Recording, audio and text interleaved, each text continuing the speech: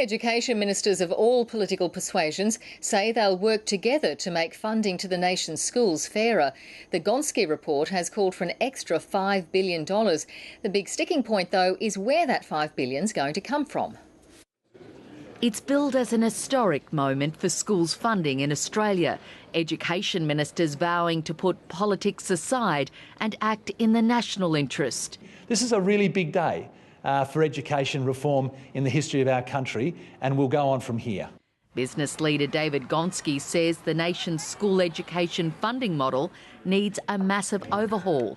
Today he briefed education ministers behind closed doors. His 2-year investigation into school funding found an extra $5 billion was needed to close the gap between rich and poor students.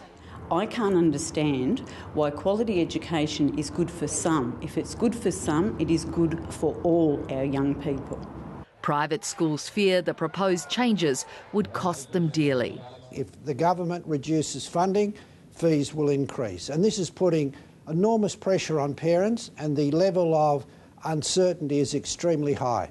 The federal government is hoping for a deal to be done this year, but just who'll foot the bill for what's a massive funding injection won't be easily resolved. The money is part of the issue here, but there is much more detail to it than simply money. Today's decision is a positive step forward, but what we now need is action and a definite commitment to new funding arrangements, a definite commitment to the injection of $5 billion. The current funding model finishes in 2013, and private schools say they need 2 or 3 years' notice to deal with any big changes to government funding.